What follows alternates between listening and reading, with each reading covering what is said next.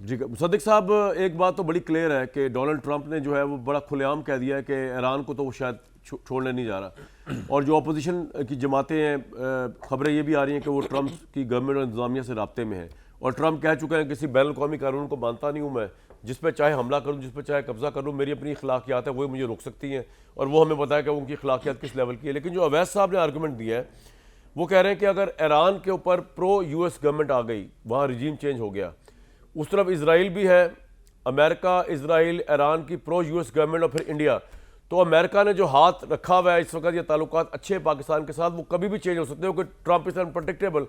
تو اس کے لیے بہتر یہ ہے کہ آپ عمران خان کے ساتھ کوئی ڈیل شیل کر کے اس کو باہر نکال کے حالات کو نارمل کریں، تاکہ پاکستان جو ہے انٹرنلی اسٹرانگ ہو، اور وہ اس طرح کے کسی بھی الائنس کو جس میں امریکہ پرو امریکہ، ایران گورنمنٹ، اسرائیل، انڈیا ہمارے خلاف اگر کھڑے ہو جائیں تو انٹرنلی ہم بڑے سالڈ ہوں، پولیٹیکلی انسٹیبل نہ ہوں، جو بقول تحریک انصاف اور احمد اویس صاحب کے اس وقت ہم ہیں، کیونکہ عمران خان اندر ہے اور ٹرموائل سچویشن ہے پولیٹیکل۔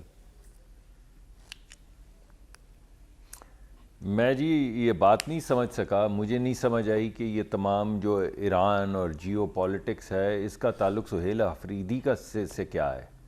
آپ نے تو سوال پوچھا سہیل آفریدی کے کراچی جانے کا، جی تو آپ نے ایران، تو مجھے یہ ساری بات سمجھ نہیں، تو ایران کا کیا مطلب ہے؟ اس کا بھی بتا دیں، عمران خان ہے اس کا اگر کہیں مطلب؟ اب ذرا مصدق صاحب کو اگر آپ کر لیں۔ مجھے اجازت دیں میں آپ کو کہتا ہوں ذرا ایک منٹ۔ جی میں میری بات مکمل آپ فرمائیے، میں تو ویسے بات سمجھ نہیں سمجھ جی کیجیے۔ جی ٹھیک ہے، سمجھ نہیں آتی کہ بات امن کی ہو رہی ہے یا عمران کی ہو رہی ہے، سمجھ نہیں آ رہی۔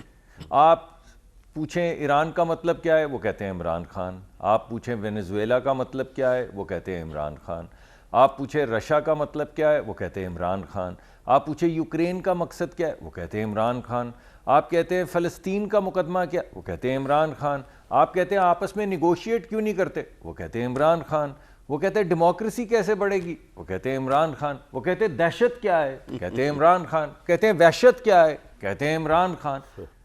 ارے بھائی، ہر سوال کا ایک جواب ہوتا ہے، یعنی کوئی بھی سوال پوچھیں تو جواب عمران خان ہے، یعنی عجیب سی بات ہے کہ جیل میں ملنے دیں تو عمران خان، جیل میں نہ ملنے دیں تو عمران خان، مقدمے میں سزا ہو جائے تو عمران خان، مقدمے میں نہ سزا ہو تو عمران خان۔ عجیب سی بات ہے، آپ 2 الیکشن اپنے صوبے میں ہار جائیں خیبر پختونخوا میں تو عمران خان، آپ جائیں اور کوئی بندہ باہر نہ نکلے اور چھوٹی چھوٹی ٹولیوں کے اندر آپ نے کہا کہ پورا ملک بند ہو جائے گا، آپ سے خیبر پختونخوا میں تو جلسہ نہیں ہوتا، تو عمران خان صاحب کہاں ہیں بھائی جب خیبر پختونخوا میں آپ سے جلسہ نہیں ہوتا؟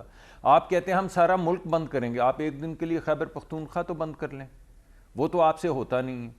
یعنی جس جگہ پہ حکومت بھی آپ کی ہے، ایڈمنسٹریشن بھی آپ کی ہے، پولیس بھی آپ کی ہے، آپ کوئی بہانہ نہیں بنا سکتے کہ ہمیں گلی سے نہیں آنے دیا، سڑک سے نہیں آنے دیا، کنٹینر رکھ دیا، کنٹینر نہیں رکھ دیا، اجازت دی نہیں دی۔ ایک صوبہ ہے جہاں پہ اجازت بھی آپ کی، پولیس کی بھی آپ کی، ایڈمنسٹریشن بھی ادھر جلسہ کر لیں، پروٹیسٹ کرنا ہے نا، دنیا کو دکھانا ہے کہ یہ لاکھوں کروڑوں لوگ جو ہیں وہ آ گئے ہیں، تو اپنے صوبے میں کر کے دکھائیں، وہاں تو ہوتا نہیں ہے۔